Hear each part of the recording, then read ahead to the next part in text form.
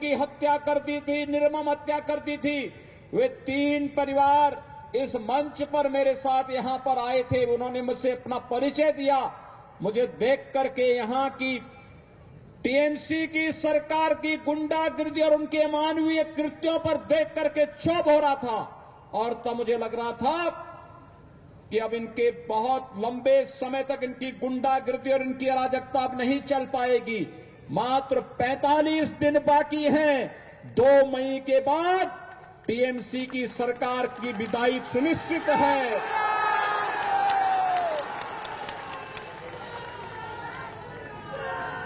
ये तीनों परिवार, मोनिका कुमार,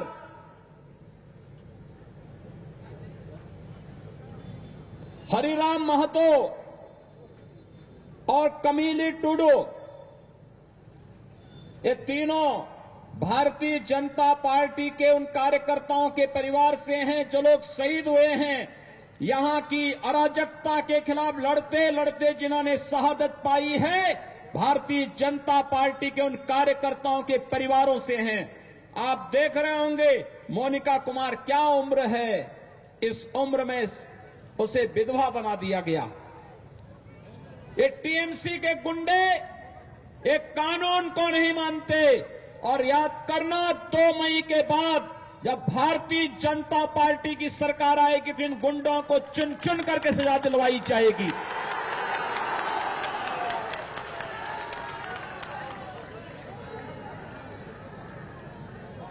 श्रीमती कमीली टुडू को देखो, इस उम्र में भी उसके साथ, और श्री हरिराम महतो जिनके परिवार के सदस्य की हत्या इसलिए कर दी थी क्योंकि वो चाहते थे कि यहां पर बंगाल के अंदर बंगाल के गरीबों को भी शासन की सुविधा का लाभ मिलना चाहिए और ये कार्य भारतीय जनता पार्टी कर सकती है। इसलिए टीएमसी के गुंडों ने उनकी निर्मम हत्या कर दी थी। भाइयों बहनों, यह अराजकता बहुत दिनों तक नहीं चलेगी और इसीलिए आज आप सबका आह्वान करने के लिए मैं आया हूं। याद करिए 2019 में भी मैं यहां आया था और पुरुलिया में तब मेरे कार्यक्रम को यहां की मुख्यमंत्री ने उस पर पाबंदी लगा दी थी, मेरा हेलीकॉप्टर नहीं उतरने दिया था। और तब मैंने झारखंड में हेलीकॉप्टर उतार करके 35 किलोमीटर सड़क मार्ग से मैं यहां आया था और तब भी मैंने आपके उत्साह को देखा था और उस उत्साह के लिए आपका अभिनंदन करने के लिए आज मैं यहां पर आया हूं। जब बंगाल में चुनाव प्रचार का शुभारंभ करना था तो मैंने कहा पुरुलिया से ही करूंगा।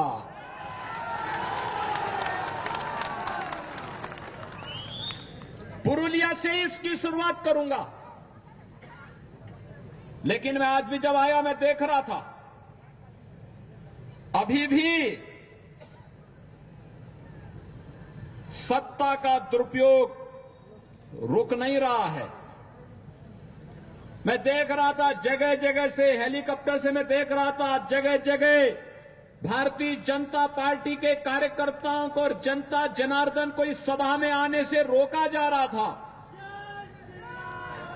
लेकिन जब मुझे कार्यकर्ताओं ने कहा कि यहां तो अभी सभा में भीड़ ही नहीं हो पाएगी, मैंने कहा चिंता मत करिए, मेरे पहुंचते ही भारतीय जनता पार्टी का बहादुर कार्यकर्ता सारे बंधनों को तोड़ करके सभा स्थल पर पहुंचेगा और आज एक बार फिर से आपने साबित कर दिया है हर प्रकार के अन्याय और अत्याचार के खिलाफ आप लोग लड़ते हुए अपनी मंजिल को प्राप्त करेंगे, इसमें कोई संदेह नहीं होना चाहिए।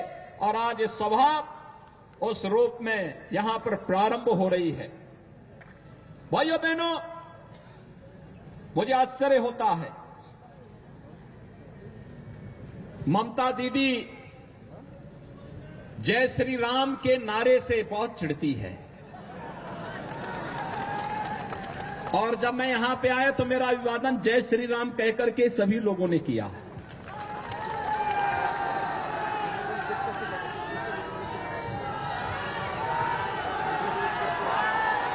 मुझे आश्चर्य होता है